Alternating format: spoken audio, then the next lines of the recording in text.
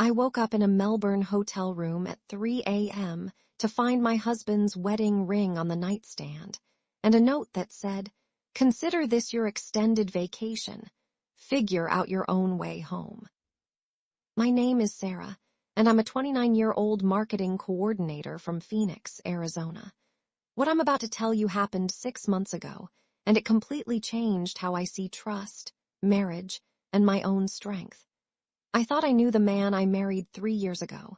I thought our trip to Australia was going to be the honeymoon we never had.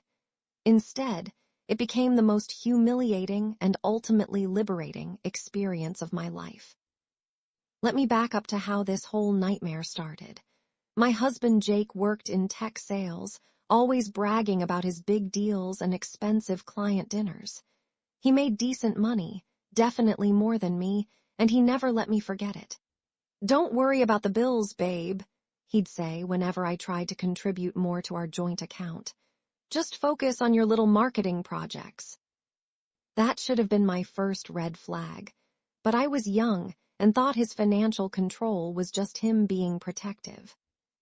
In March, Jake surprised me with this elaborate proposal for a 2-week trip to Australia. He'd printed out fake boarding passes, complete with seat assignments and gate numbers, and presented them to me over dinner at our favorite Mexican place in Scottsdale. "We're finally doing it," he said, grinning like a kid on Christmas morning. "Sydney, Melbourne, the Great Barrier Reef, the whole thing. Consider it our real honeymoon." I cried actual tears of joy. We'd been talking about Australia for years, but between student loans and his car payments, it always felt impossible. The planning phase should have clued me in. Jake handled everything: flights, hotels, rental cars, even restaurant reservations. Every time I tried to help or see the confirmations, he'd wave me off. "I've got it handled, Sarah. You just worry about packing cute outfits." He even insisted on keeping both our passports in his carry-on for safety. I thought he was being thoughtful. I thought he wanted to surprise me with romantic details. The flight was amazing. 17 hours from Phoenix to Sydney, with Jake holding my hand during takeoff and sharing his noise-canceling headphones during the movie. He ordered champagne and kept talking about all the adventures we'd have. "This is just the beginning," he kept saying. "Everything's going to be different after this trip." I had no idea how right he was. Our first week was like something out of a travel magazine. We did the Sydney Harbour Bridge climb, toured the Opera House, took ferry rides that made me feel like we were in a romantic movie. Jake was attentive, taking photos of me at every landmark, insisting on trying every restaurant he'd bookmarked months in advance. He seemed different somehow, more present, more affectionate than he'd been in months back home. I remember thinking this trip was exactly what our marriage needed. The problem started when we got to Melbourne. Jake had booked us into this beautiful boutique hotel in the CBD, the kind of place with marble bathrooms and complimentary champagne. But on our second night there, I woke up around midnight to find him whispering into his phone in the bathroom. When I knocked and asked if everything was okay, he came out looking flustered. "Work emergency," he said. "You know how it is with the time difference." But something in his voice felt off. He was sweaty, nervous in a way I'd never seen before. The next morning, Jake announced he had to extend our stay by a few days for a client opportunity that had come up. "Some Australian company wants to hear my pitch," he explained over breakfast. "This could be huge for us, Sarah, like life-changing money." He said he'd already called our jobs back home to extend our time off, already rearranged our flights.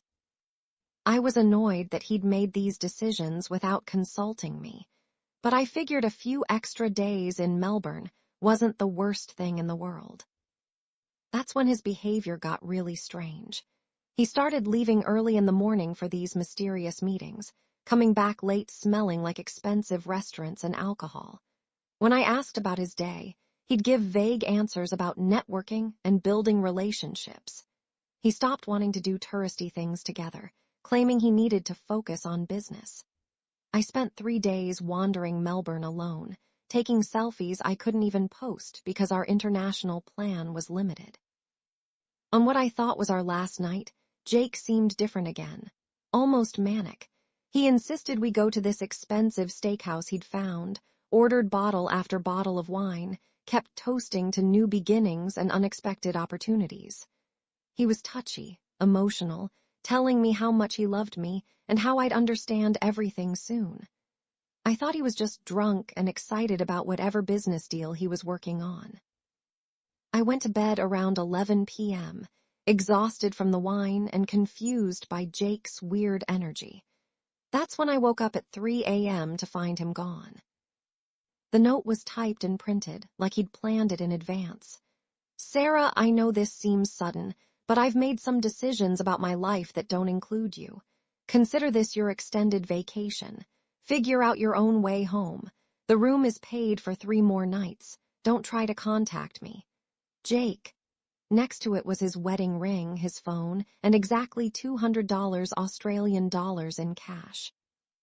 I sat on that hotel bed for 2 hours, reading the note over and over, waiting for him to come back and tell me it was some sick joke. But his suitcase was gone. His clothes were gone. Even his toiletries had been cleared out of the bathroom.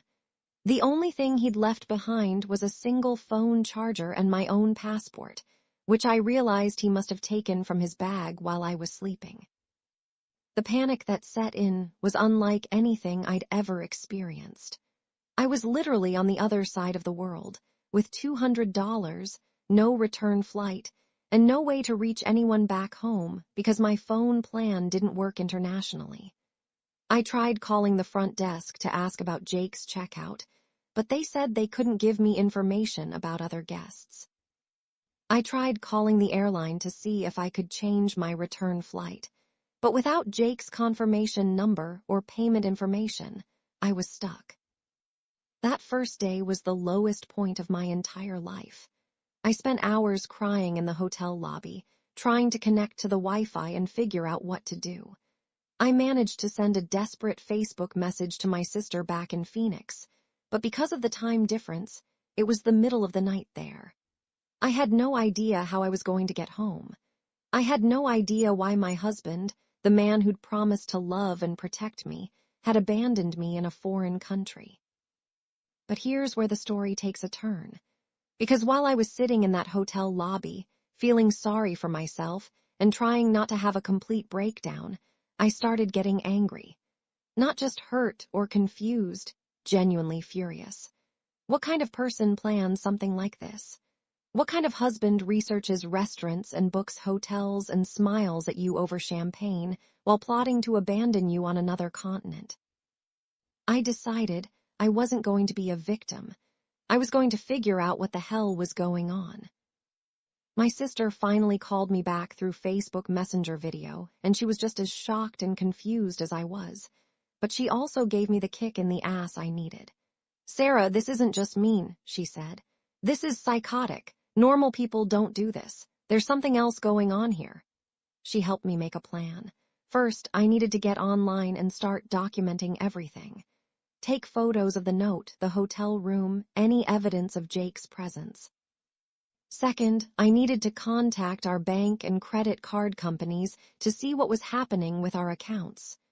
Third, I needed to file a police report, both for abandonment and to start a paper trail. That's when I discovered the first piece of the puzzle. When I called our bank back in Arizona, I found out that Jake had been systematically draining our joint accounts for weeks.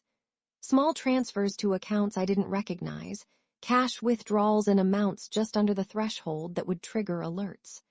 Our savings account, which had contained almost $8,000 when we left for Australia, was down to $200, the same amount he'd left me in cash. But the credit card company gave me even more disturbing news. The charges from our Australia trip weren't coming from our joint account at all. They were being paid for by a credit card I'd never seen, under an account that had both Jake's name and someone else's name on it. A woman named Ashley Morrison. I'd never heard that name in my life. This is where my investigation really began, using the hotel's business center computer. I started doing deep dives into every piece of information